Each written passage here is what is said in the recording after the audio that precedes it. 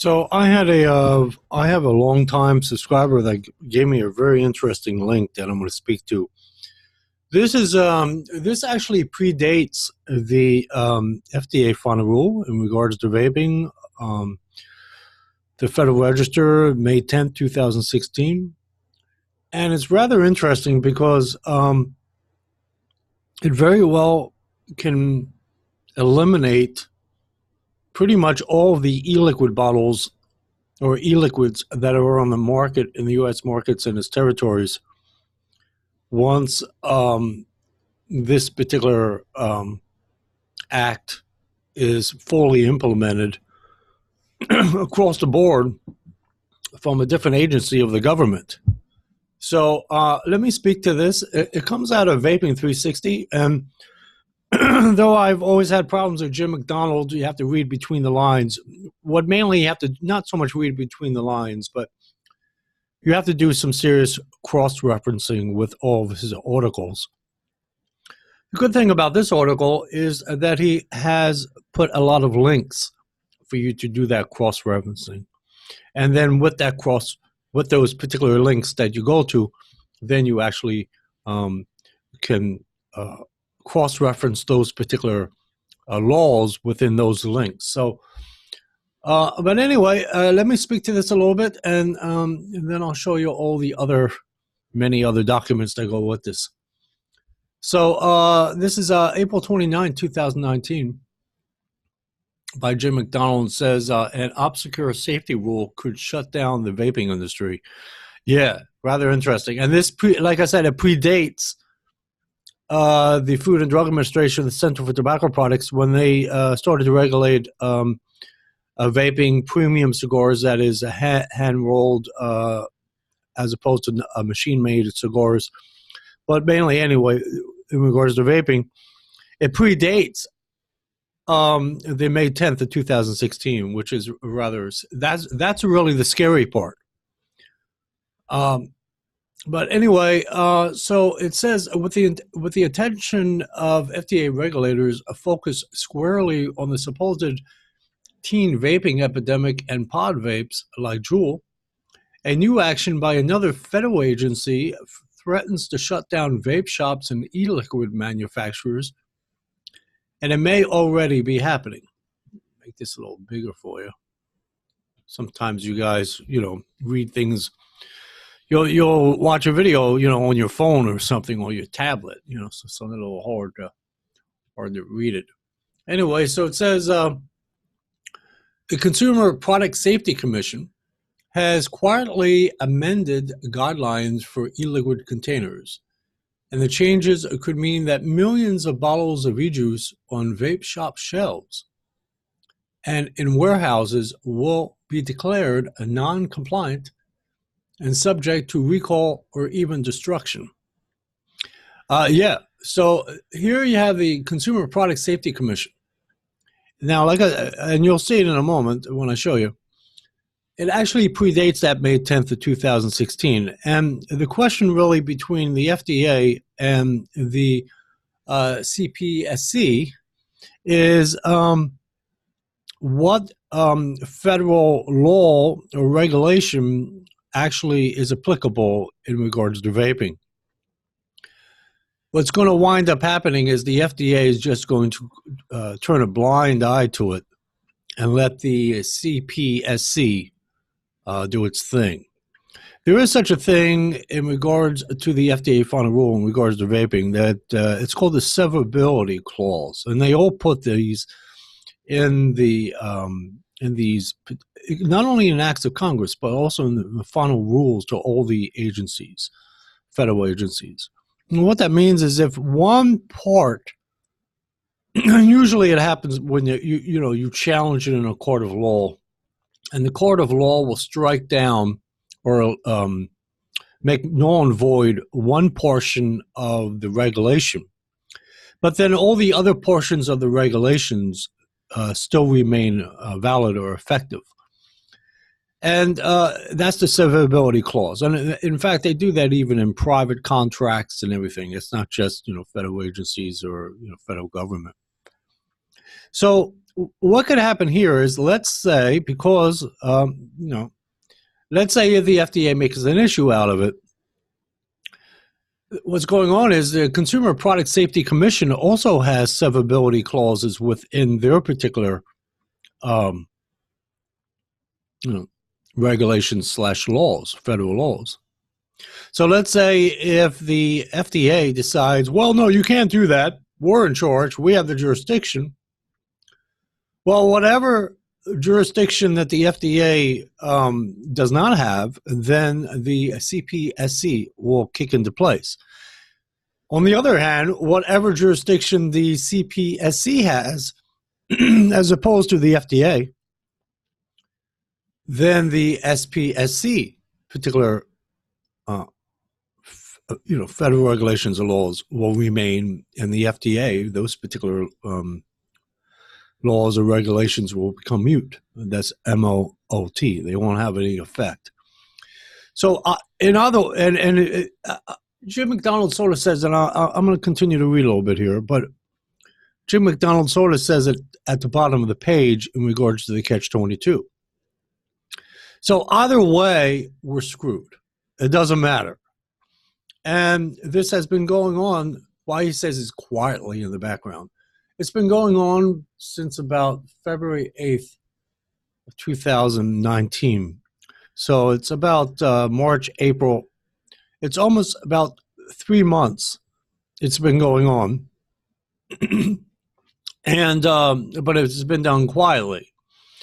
And but it's also been put in the Federal Register, and anyone can view it. I mean, that's the whole point of the Federal Register, is mainly to put the public on notice in regards to any federal regulations or even presidential executive orders and all kinds of stuff. Anyway, but mainly new federal regulations or final rules and things of that nature. It just puts the public on notice. That's what the Federal Register is all about. So it's been sitting there for some time now. No one's even, been aware of it. I even haven't been aware of it. In fact, I haven't been aware of it. I've been aware of the Consumer Product Safety Commission, as well as these the Child Proof Poisoning Act, and I'll get to that in a moment. That Obama. In fact, I did videos of that in the past. But in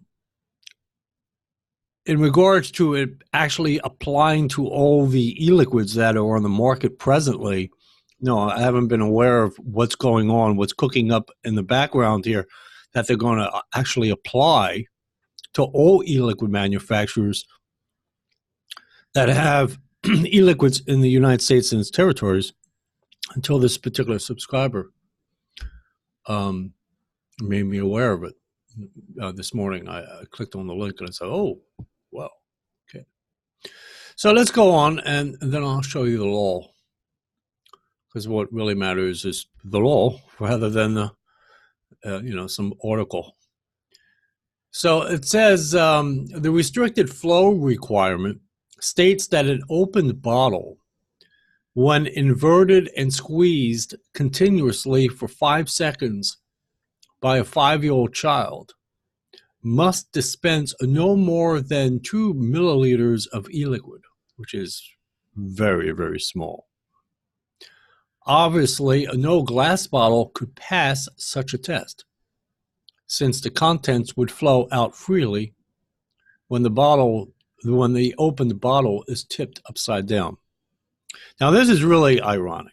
So what's going on here is, for one thing, all glass bottles, which I really like, actually, but anyway, all these glass bottled e-liquids would have to be removed automatically according to this federal regulation to be in compliance with the Consumer Product Safety Commission, this particular final rule that they have, okay? So all those glass bottles would have to be removed, for one thing. That's like right out of the gate. That's right out of the gate. Forget about anything else. That's just right out of the gate. All glass bottles. Everyone. 15, 30 mil, 60 mil, 120 mil, you name it, has to be eliminated from the U.S. markets and its territories. And then you get to the plastic bottles. And this is where this particular federal rule kicks into place. These plastic bottles have to be in conformity with this particular final rule, which probably 99% of the bottles that are out there in regards to e-liquids are not in compliance with this particular rule. So therefore, 99, if not 100% of these bottles of e-liquid would have to be removed from the market as well. So the irony of it all is, you're all concerned, and even myself, of course, concerned about flavor bans. They're going to remove the entire e-liquids from the market, U.S. markets and its territories, not due to flavors, but due to the bottle itself. By the time the vaping industry conforms to the final rule from the Consumer Product Safety Commission, are you kidding me? That's crazy. Anyway, let me continue on. So it says on February 20th, recently appointed Republican CPSC Commissioner Peter Feldman issued a warning via Twitter to his 97 followers: non-compliant e-liquid would be subject to an immediate stop sale order. That means automatically. Now, they have inspectors as well, okay? As far as this, I got to get used to, now I have to get used to another. I never really paid much attention to the Consumer Product Safety Commission. So I've read about them, but I've never really, really got into it before. But the Consumer Product Safety Commission, like it says, it will have an immediate stop sale order. And what that is their inspectors can go into a vape shop. This is what's really scary. This affects vape shops, brick and mortar shops, and online vendors. They could go into a vape shop. Vape shop can be complying with all the age verification. They can be complying with all the, the best lab, status in the world, right? If they're doing house blends or whatever. In fact, the irony of it all is they can actually have only vapor products that in their vape shop that have a manufacturer finished product date before August 8th of 2016. How do you like them apples? That's the only thing they sell. Only vape products, e-liquids, hardware before August 8th, 2016 with a manufacturer finished product date, right? And guess what? They would still have to remove all of their e-liquids because their bottles do not comply with the final rule of the Consumer Protection, see if I get that right, Consumer Product Safety Commission. How do you like that? Wow, in one fell swoop, boop, gone. And an inspector can actually go into a vape shop and tell that particular vape shop to just, take that bottle over there and throw it down the toilet, and I'm going to watch you. In fact, see those 200 bottles right there?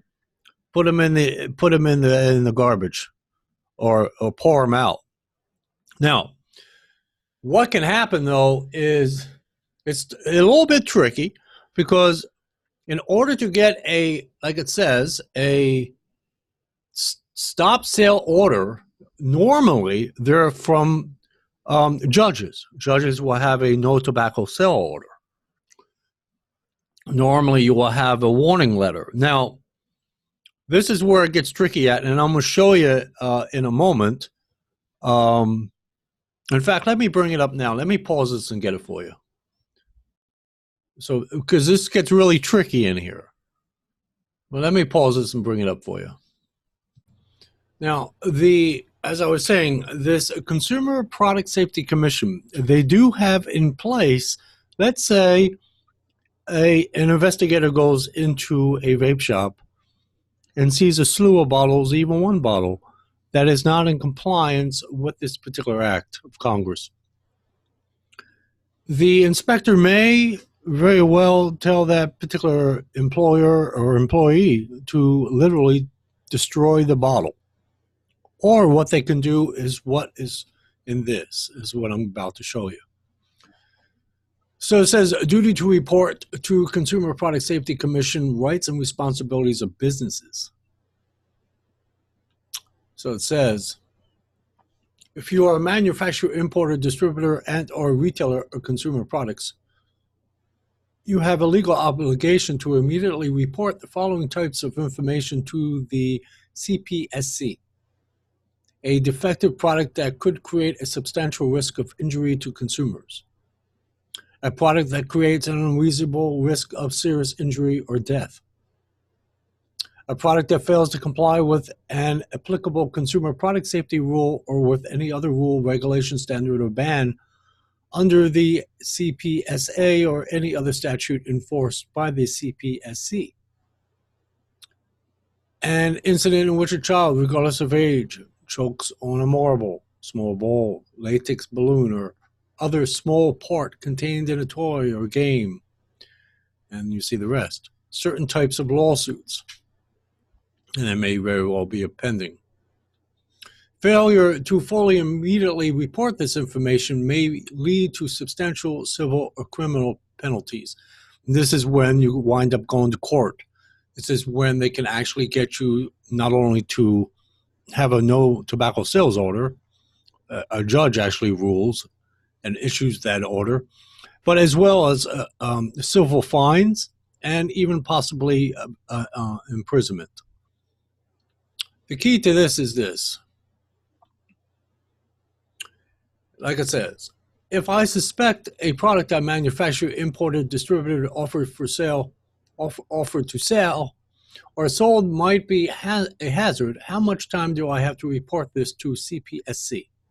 Now, before I read this, or hopefully you're not reading this so you don't hear what I'm saying, is that this particular final rule was promulgated and placed into the Federal Register. The public has been on notice for some time, and it is actually the responsibility, the legal responsibility, and even the business responsibility for all of the e-liquid manufacturers, distributors, retailers, wholesalers, importers, exporters, manufacturers to have complied with this particular final rule or law or regulation that was contained within the Federal Register.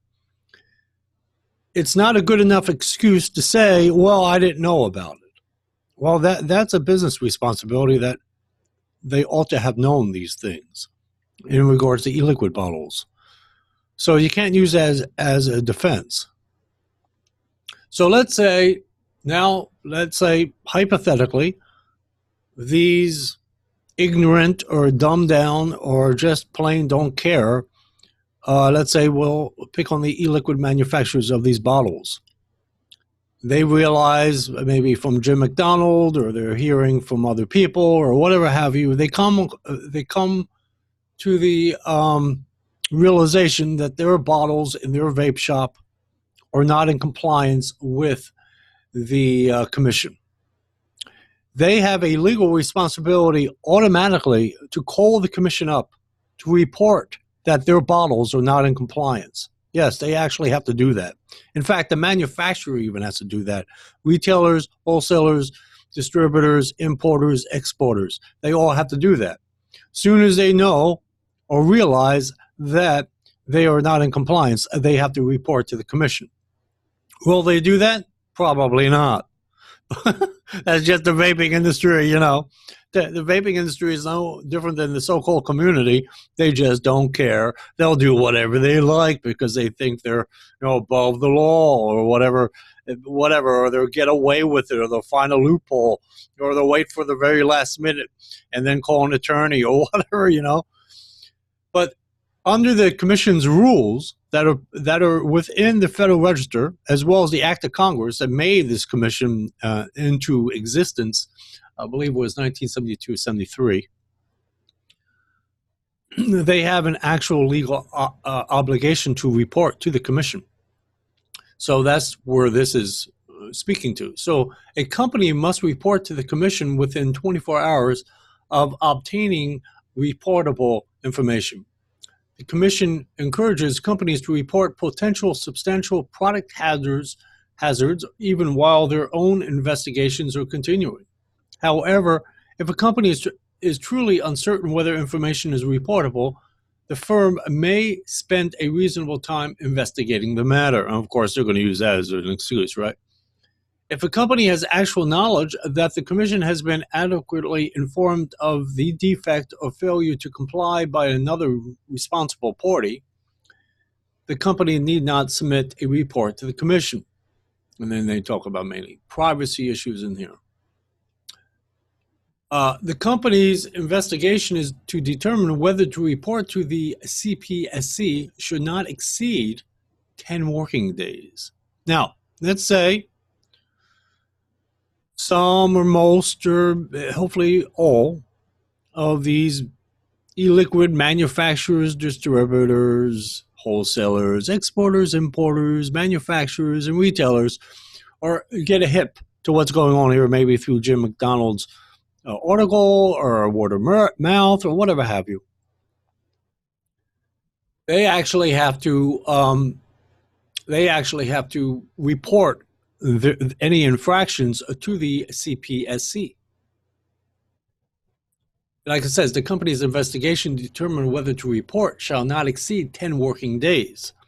So if you, once this particular, let's say I'll pick on the e-liquid manufacturer, realizes, the moment the person realizes that they're in violation of this particular act of Congress, they have 10 working days to report the violation.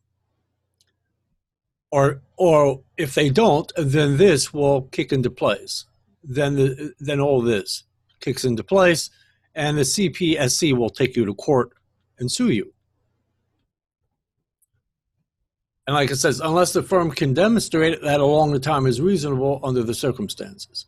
Absent such circumstances, the commission will presume that at the end of 10 working days, the company has received and considered all information that would have been available to it had it undertaken a reasonable, expeditious, and diligent investigation.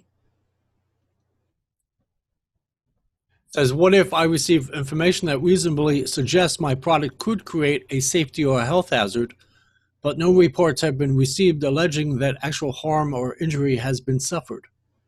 You must immediately report the information about the product. The law does not require injury or harm to have occurred.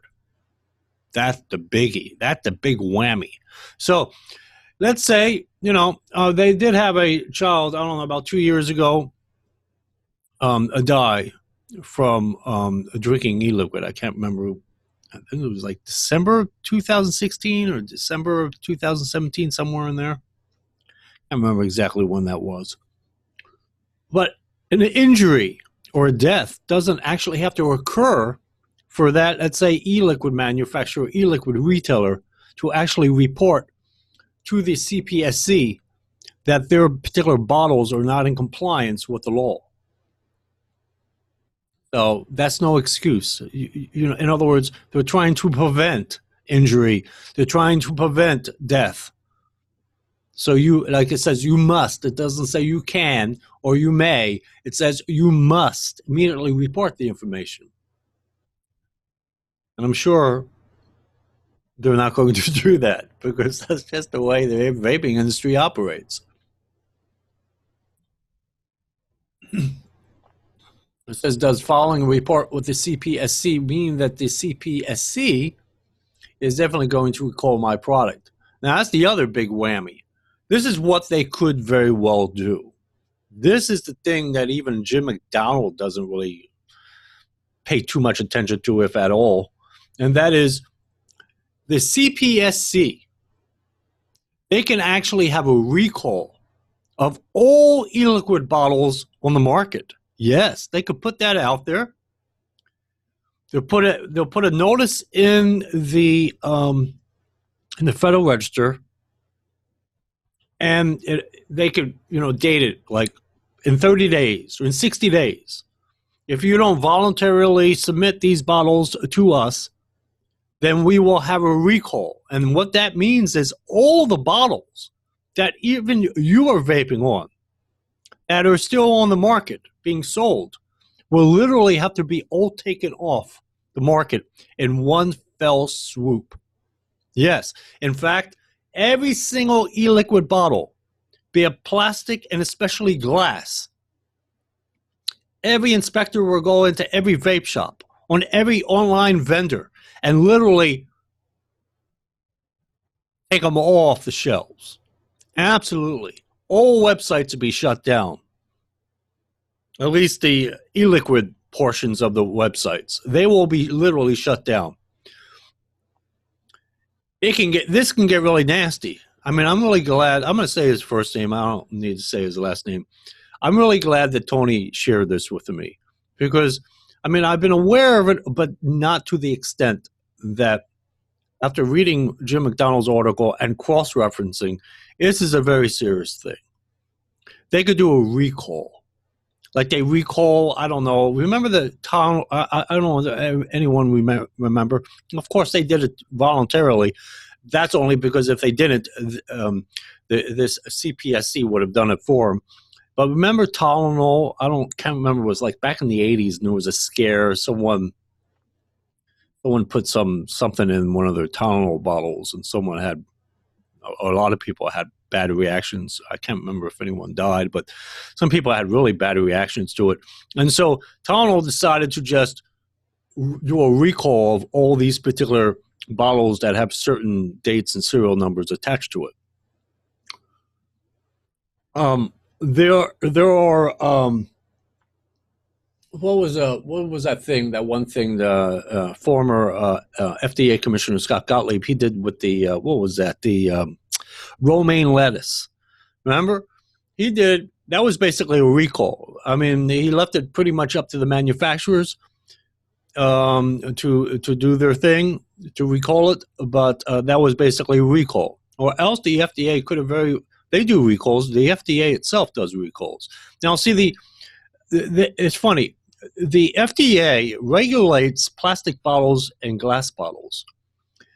The Food and Drug Administration must be in compliance with the Act of Congress, which Obama had signed into law, I believe it was in 2016, in regards to that Poisoning Act, the Child Proof or Child Something Poisoning Act, which is embedded inside of this entire Consumer Product Safety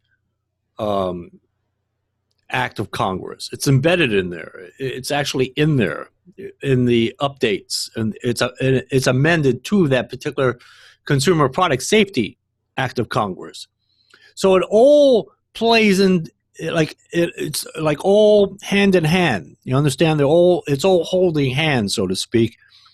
Everything is relative to the next. Everything is interconnected or relies upon the other act of Congress or relies upon the other final rules that other agencies have well,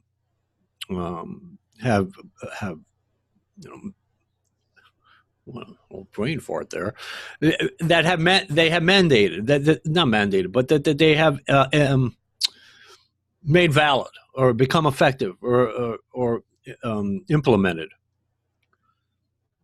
So what happens is all these agencies, even though they regulate products differently, like for instance, the CPSC does not regulate the e-liquid itself. Only FDA can, because they only have the authority to regulate the nicotine because of the tobacco, anything made or derived from tobacco.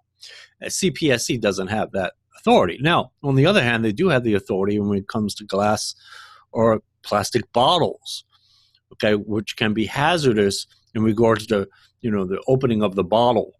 So,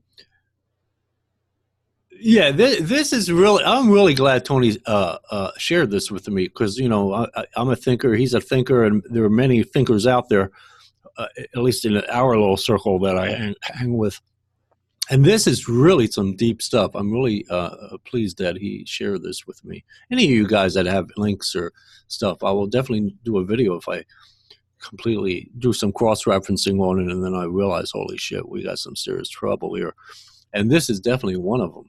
I mean, they could do a recall and recall every single bottle, every plastics and glass.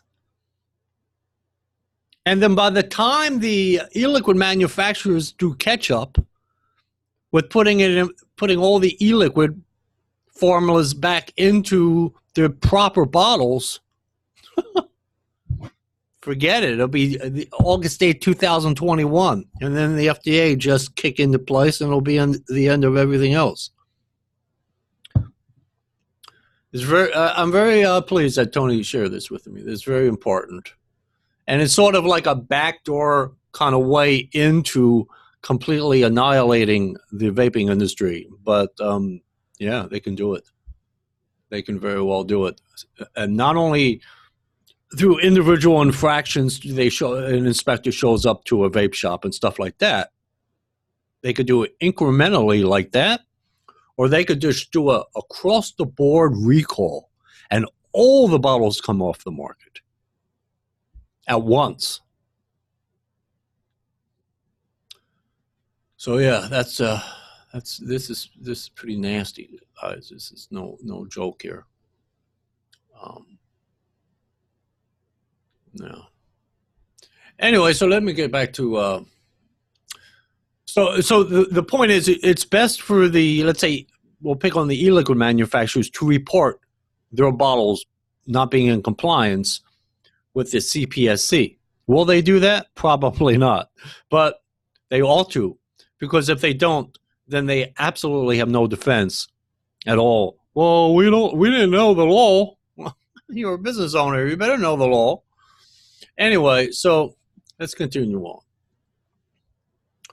So, okay.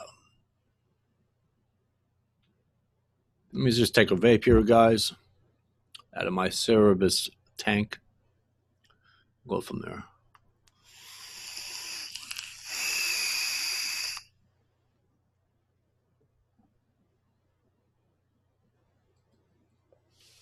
I just want to make sure I'm sharing that. Okay.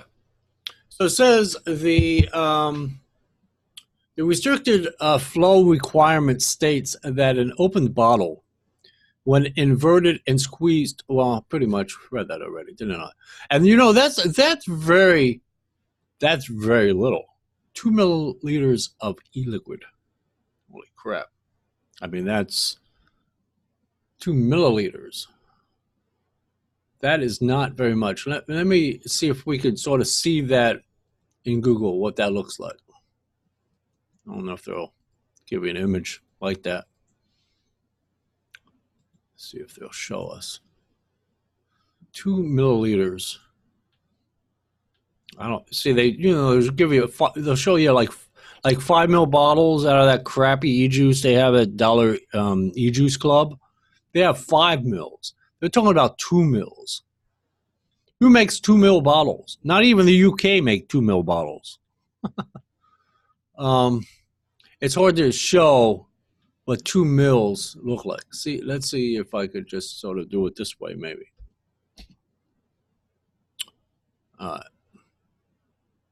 See, it's very difficult to. I like to try to get you, an image so you can understand it.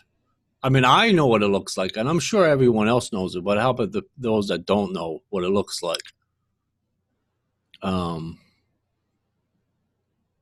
It's like, on your syringes when you do your do-it-yourself. I mean, that's how I know what 2 milliliters look like. Like here, perfect example. So here's 2 milliliters right here. Now, of course, this is not doing you any good because the images usually appear larger than they are when you do video. But like, see, here's a 5 mil bottle, but we're talking 2 milliliters. I mean, it's like nothing.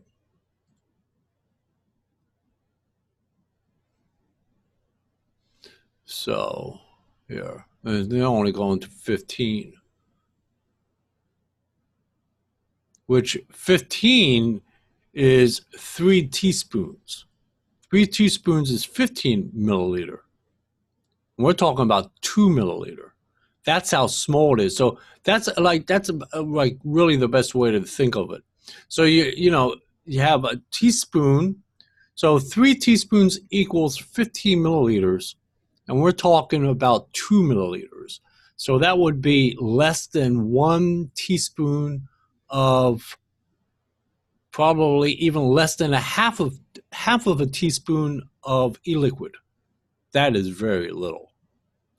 I just want to try to get you to understand the depths of what's going on here. And like it says, well, I think I read it. No glass bottle could pass such a test since the contents would flow out, and I read that. And then, yeah, that's where I left off at this.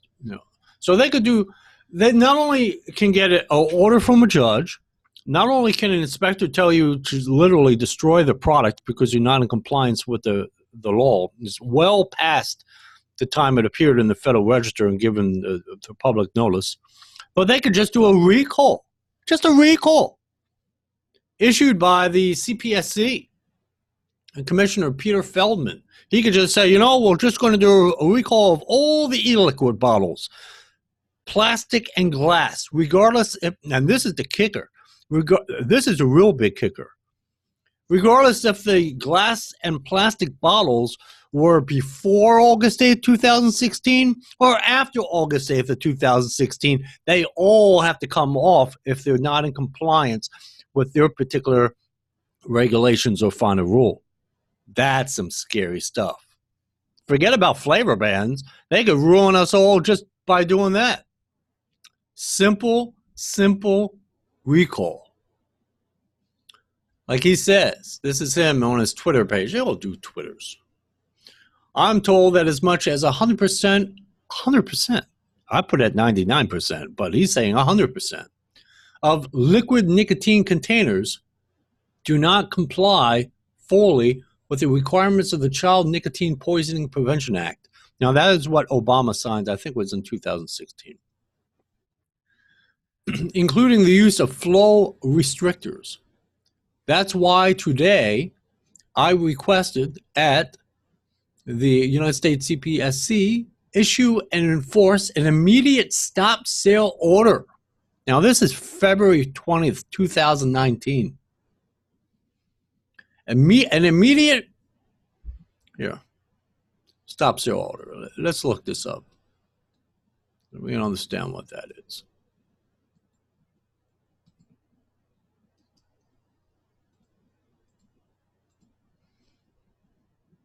A stop order, also referred to stop blah, blah, blah, is an order to buy or sell a stock once to blah, blah. No, that's not going to tell us nothing. Let's pause this and let me look at this. You have to do it within the confines of the CSPC. Okay, and this is exactly what I was saying. Holy crap! I guess I was once again well past the curve. Because I've been reading so much and I know what they can do. And this is exactly what it is. What this means is a recall. Yes, it's a recall. Holy shit. So remember, it says, that's why today I requested. Now, I don't know. Now, he's the commissioner. So, what he says goes, okay? But he says today, which is February 20th, 2019. It's been over 2 months. I don't know what's going on with these e-liquid manufacturers, but whatever. But it says, I requested issue and enforce. So they're enforcing an immediate stop sale order. Now, I haven't heard about any recalls to e-liquid bottles, but who knows? But what it says here is, businesses wishing to remove potentially unsafe consumer products quickly from the marketplace are encouraged to participate in CPSC's award-winning fast-track recall program. The Fast Track Recall Program helps consumers by removing potentially hazardous products from the marketplace as quickly and efficiently as possible and rewards businesses that act quickly. To participate in this program, a business must be prepared to implement a corrective action plan, including a consumer-level recall, refund, repair, or replacement within 20 working days of submitting an initial report to CPSC. In addition, the firm must immediately stop sale and distribution of the product, is basically what he issued, to stop the sale of these particular e-liquid bottles. So now they can voluntarily do correction action to mitigate the circumstances. So let's say the CPSC will say, okay, very good. You're working on the problem, and so be it. But I'm sure none of these e-liquid manufacturers, especially, are even aware of this stuff. Even though they're supposed to, they have the legal responsibility to be aware of what's going on in that Federal Register. So and then boom, and boom, boom, boom. Yeah, this is serious stuff here, guys. Okay, I'm really happy. Not happy, but not happy because I won't have any e-liquid. I have to do it do it yourself e-liquids I'll be doing. Thank goodness I have stocked up on a lot of e-liquids though. I have over 100 e-liquid bottles of various stuff. It's mainly Beard Vape Company because I love Beard Vape Company. I have like 1, 2, 3, 4, 5, 6, 7, 8, 9, 10. I have like 60 bottles of just Beard Vape Company e-liquids, let alone the other bottles of stuff that I have. So, I mean, that e-liquid will last me at least 10 years. Well, maybe not that long.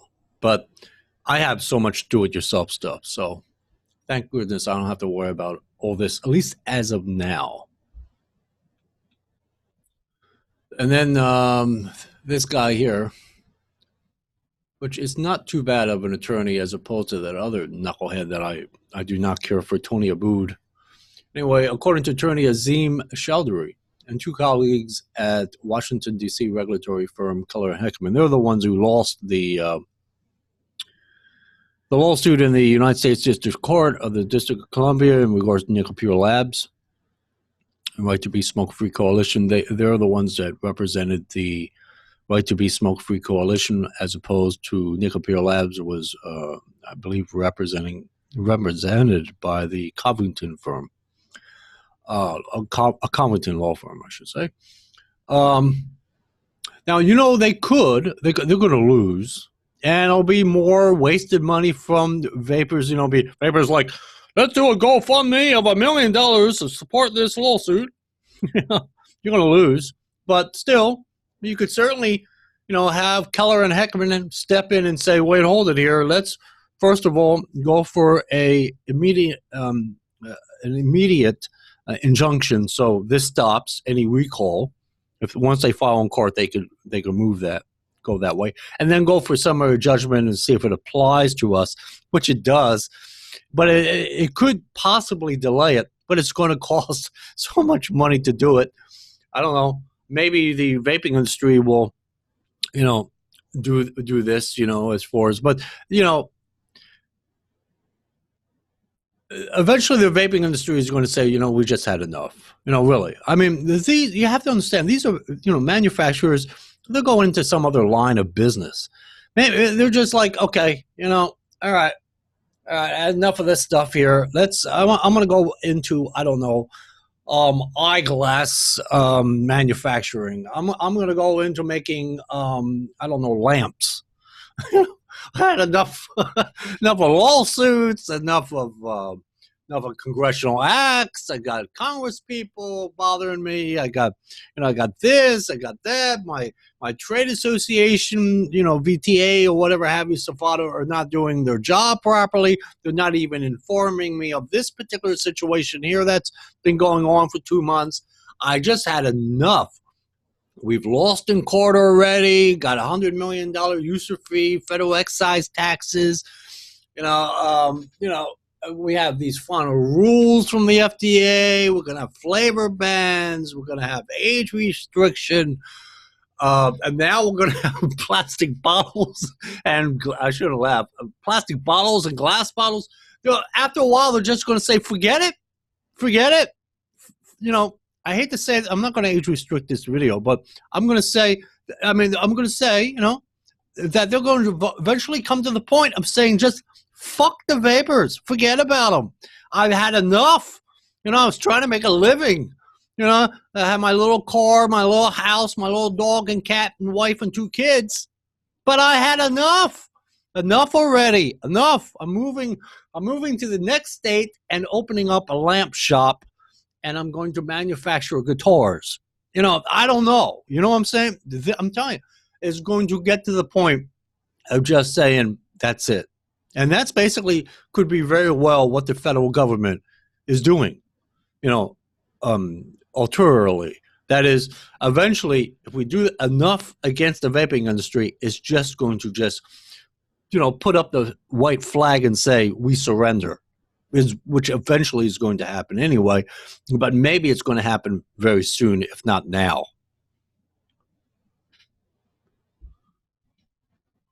Now, like I said, Keller and Heckman or any of these law firms can sue, but they're going to lose. They're going to lose. There's no way they're going to win, but they could lose. I mean, they could win. Will they win? No, they won't win. They'll take your money, though, but they won't win. But you certainly can sue in a court of law over this matter. No, in fact, you can sue over any matter. It doesn't matter. The question is, anyone can sue over anything.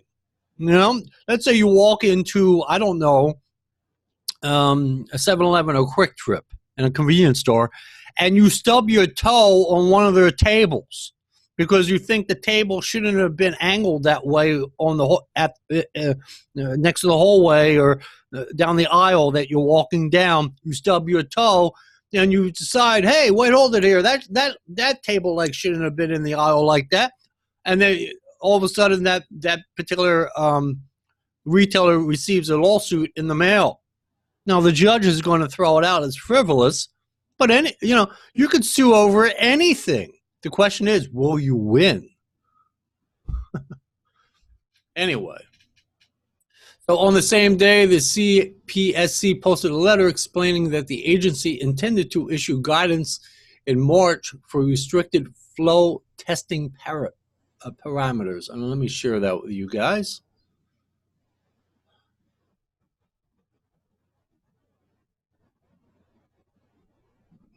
What's up here? Okay. Share that with you.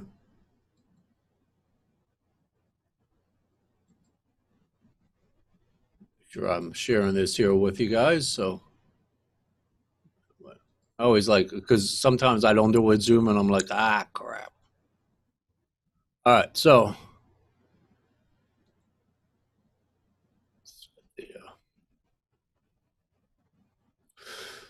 so here it is, and this is the same day that he did his thing with Twitter, right?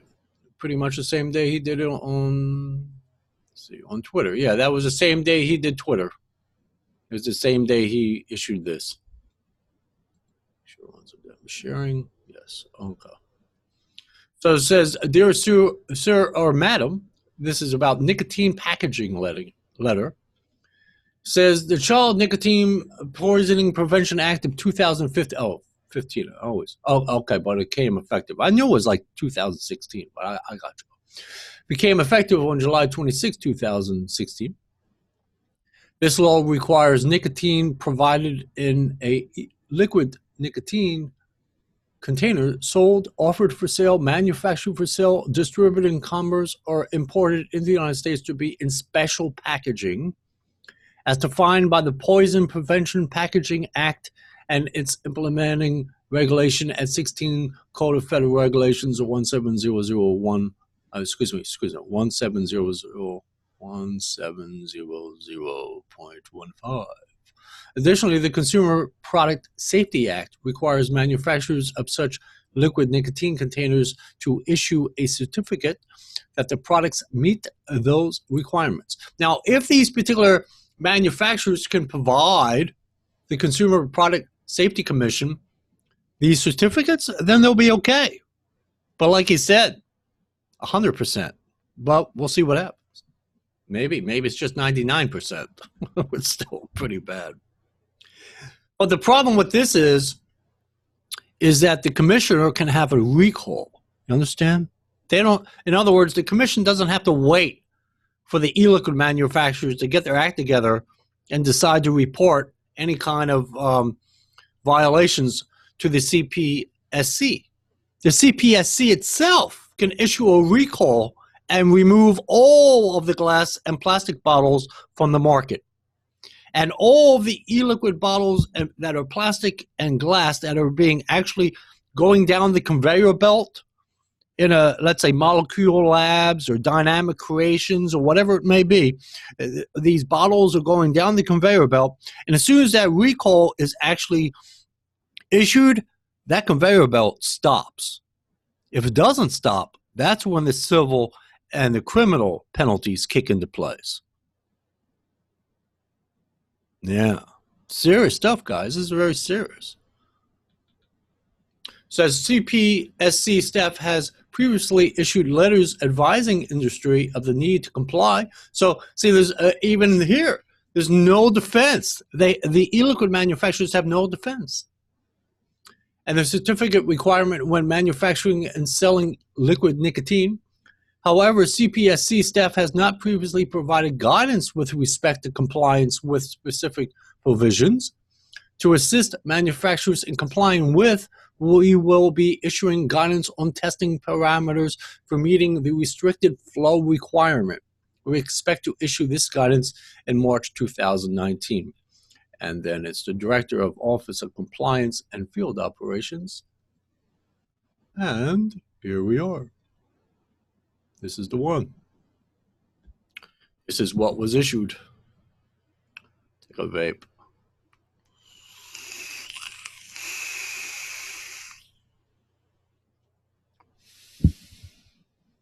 It says nicotine packaging test parameters, March 8th, 2019. The Child Nicotine Poisoning Prevention Act of 2015 requires nicotine provided in a liquid nicotine container sold, offered for sale, manufactured for sale, distributed in commerce, or imported into the United States to be in special packaging. As noted in my February 20th, 2019 letter to industry, CPSC staff had not previously provided guidance with respect to compliance with specific provisions of. See, this is, it's funny, the VTA, not so much this time around, CASA's off the hook. It has nothing to do with CASA. So they're off the hook on this one. Though they should have at least told consumers and what's going on, and so consumers can be aware of, maybe let the industry know. But it's not really CASA's responsibility to do this. It's really the VTA, SAFADA, all these trade associations, NBS, all these characters that should have provided notice to the e-liquid manufacturers. Have they done it? Who knows? They ought to have. That's why they're paying all these membership dues. Anyway, it says, attached, please find the testing parameters that the CPSC staff will use to assess compliance with the restricted flow requirement. And you may use this test protocol or an equivalent testing method to determine compliance. It is your responsibility to ensure that your products meet all of the applicable packaging requirements under. In addition, requires that manufacturers of such liquid nicotine containers issue a general certificate of conformity that the products meet those requirements. So they also have to have this certificate here. And then this is by the director once again. So let me pause this. And, well, actually, we'll just go right into it. I didn't read this yet, so let me pause this and give it a read so I can just go right to the specific pages and not take up too much of your time. Okay, well, it's not very long, thank goodness. Make sure I'm sharing. Okay. So this is the draft guidance that was issued on March 6, 2019. And this is it right here. So test method overview. Now, I don't understand all this, chemical stuff, but anyway. This test method describes how CPSC staff will assess special packaging for liquid nicotine containers subject to. So make that a little bit bigger for you.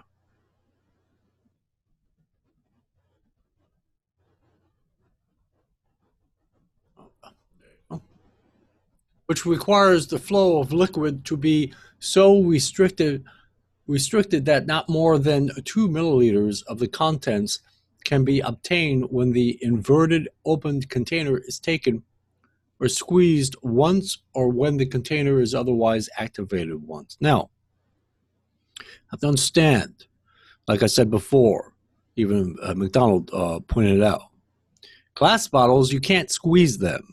So they're eliminated off the market automatically. Automatically. They're not talking about like the safety cap that goes on top of the bottle. This is not what the issue is about. It's about the squeezing of how much amount of e-liquid comes out of that bottle. This is what it's about. You can't do that with a glass bottle. Therefore, the glass bottle is not in compliance with this particular guidance document, or even, in fact, with the entire act of Congresses that have been passed in regards to the CPSC, the Consumer Product Safety Commission. Wow, finally got that. Okay, and so glass bottles, when you think, what I'm reading to you is not about glass bottles. They need to be immediately taken off the market, okay, according to these particular acts of Congress and what the CPSC is doing. We're strictly talking about plastic bottles. Plastic bottles. So, like it says, can be obtained when the inverted is taken or squeezed once. I don't know. I'm gonna try it in my RDA. Squeezed once. Yeah, see? I see what they're saying. So what they're saying is, when you squeeze, it's saying squeezed once. It's taken or squeezed once. When you squeeze, I'm going to have this whole damn RDA. You can't see what I'm doing, but yeah, when you just squeeze, in fact, this bottle I'm using, I'm not even squeezing, and e-liquid's coming out of it. Okay, so and by the way, no offense to both City Vapors, but your bottles are not in compliance. Okay, but I'm not even squeezing the bottle and it's dripping out. Okay, but when I squeeze it once, it's definitely more than 2 milliliters coming out of there. It just comes out like a stream. And that's what they're talking about. Now, this RDA is definitely over-dripped. So that's what they're talking about when you squeeze it. The text feature described below is designed to determine the amount of liquid released from the test container when squeezed once while inverted. The following is an overview of the test method. So I don't know what bottles out there. In fact, every bottle I ever had, you squeeze it once, a lot of drops come out, or even comes out in a stream. But they're going to break it down even more. So a mechanical squeeze action is produced through an anthropometry-based simulation of a thumb and palm breadth plus a 5-point pinch. Thumb versus forefingers, force for a 5-year-old child. Holy crap. have to get a 5-year-old child to do your testing on your e-liquid bottles. Anyway, the test container is inverted in the test sample holder by the thumb and palm gripping components. The test force is applied, and you see it to the test container through a weight and pulley cable arrangement and pivot points. The test begins by release of the latch upward. Liquid is allowed to dispense for 5 seconds. 5 seconds. And collected in a container below the inverted test container. 5 seconds? Holy crap. You know how much e-liquid comes out of our bottles in 5 seconds? I don't even want to think about it. Even for a 5-year-old, it's going to be more than 2 milliliter. The masses of the test container before and after testing are used to determine the mass of dispensed liquid. Volume dispensed is determined by a volume mass ratio determined by sampling prior to testing. The volume dispensed is compared to the maximum 2 milliliter limit to determine compliance with that requirement. And they even have a whole thing. Look at this. And and they're saying over those two.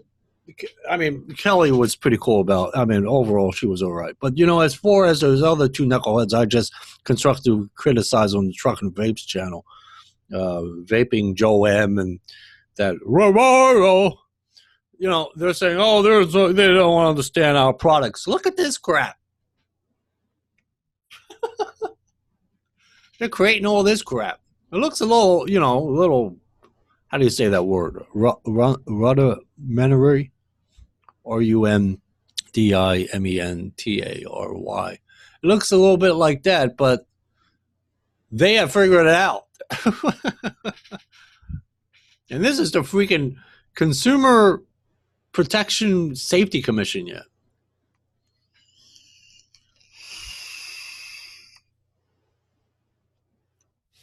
I'm sure one of the e-liquid manufacturers can construct one of these things. So you got the weight, you got the test container holder. So this is the palm and the thumb. This is the thumb, this little thing here, and this is the palm. And then it's force against it. This is the latch. And the weight brings it down, and then the force against it will make the e-liquid drop into the little container there. That's the pulley. Okay. Image of squeeze test fixture. And then they have all this. Then they have a test equipment requirements and key to figures. So these e-liquid manufacturers better construct these things mighty quick. I mean, I'm sure some of these e-liquid manufacturers have kids that are 5 years old that could maybe try to do it, but the CPSC wants you to actually have this machine, this actual test equipment, to do your proper testing. And then whatever else. And then they have a whole thing for you. Huh.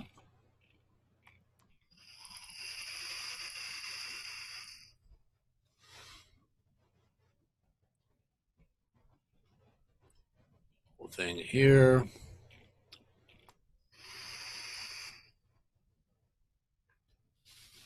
Calibration of squeeze test fixture. And certain masses you got to know, and volumes and forces. Jesus Christ. You might as well be an Einstein when it comes to all this stuff. This is beyond. I've never been good at this kind of stuff. I'll tell you a funny thing. When I was in 7th grade, they were just moving to the metric system. So I was in biology class. I'll never forget it. And we had to learn the metric system. And I failed that. Oh, class. I failed it bad. I failed. Thank goodness it didn't affect too many other classes. But I tell you, I failed that. I gave up. I looked at it and I said, nope, not going to do this. I'll stick with the inches, Yeah, I just, yeah. This kind of stuff is just beyond me. Grams, like I could do ounces, milliliters I could do only because I'm used to it with e-liquids, with my do-it-yourself. But grams and all this IBFs and N's and I don't know. I'm sure a lot of you guys out there understand all this stuff. I know someone like Jerry, who used to co-host with me on my live shows. He understands this. He thinks like this. This is his type of mindset. So he can break all this crap down and understand it. I can't do this kind of stuff. It's not possible. But I'll show you on the screen. But this is what they need to do. This is what they need to do. Holy crap. This is the formula that this is the guidance. This is the CPSC saying this is how you must test all of your bottles. Okay.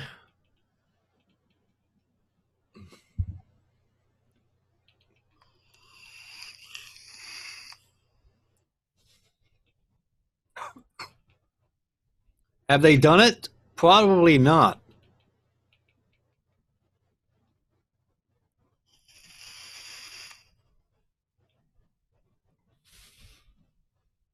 But you know what they can do is a CPSC can very easily just say, look, well, there's too many bottles out there, especially glass bottles.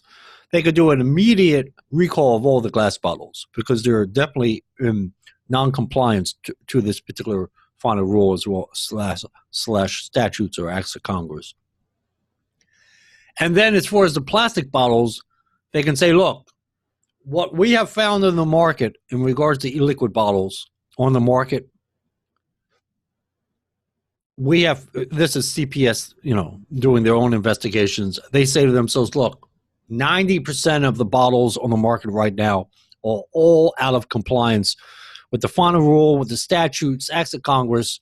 Let's do a recall.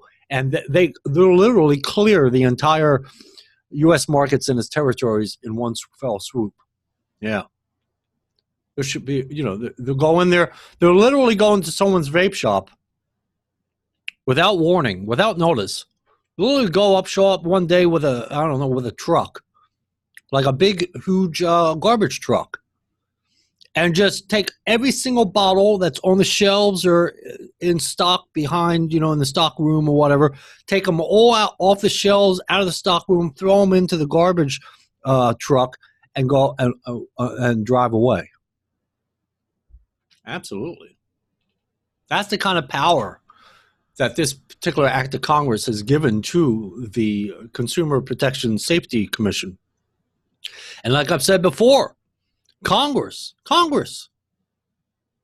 is against us right now. The United States Congress is against us. We have nothing in Congress.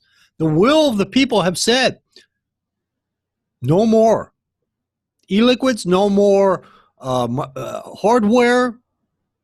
And meanwhile, CASA, VTA, Safado, all these characters haven't done diddly squat from us or for us. CASA hasn't done anything for the consumer, and VTA, Safado, the rest of those guys haven't done anything as far as trade associations haven't done anything with the vaping industry. And it's time to close shop. It's over.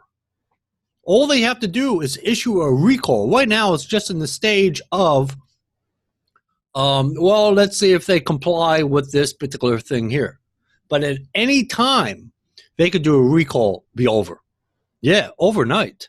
They just go right into your vape shop. Doesn't matter who you are. Go right into your vape shop and take the stuff right off the shelves. If you have a problem with that, you could take them to court after and try to sue the federal government for damages. But guess what? You're going to lose because you're not in compliance with this act of Congress. And they've given you this whole thing here.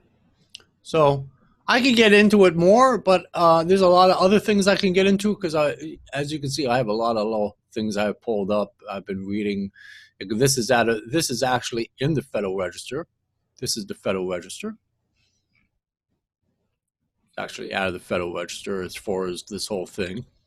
I was reading that, and then I was reading the whole entire act of Congress in regards to Consumer Product Safety Act.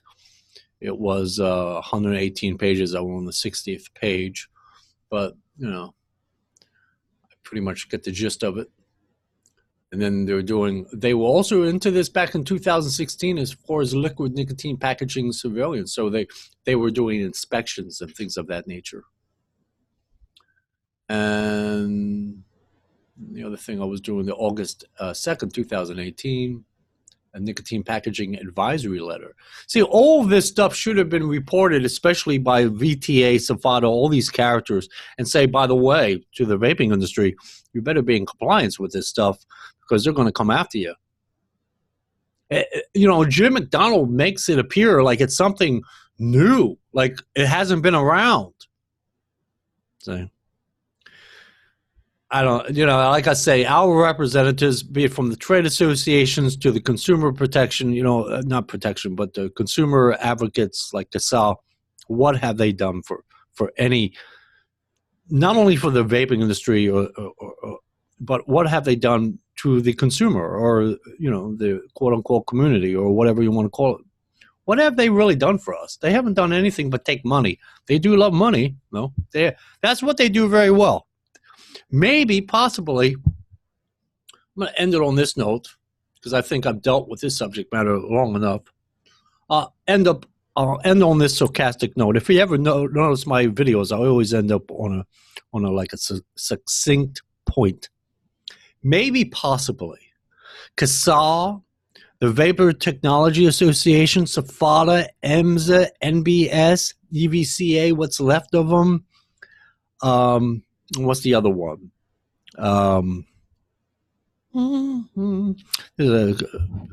Tennessee Smoke-Free Association, all these state associations, maybe, possibly, when everything is said and done and it's all kaput for the vaping industry, it's all kaput for the consumer, guess what? Maybe, because they do so very well with money, maybe they'll actually go into banking. Yes, maybe they'll actually go into banking.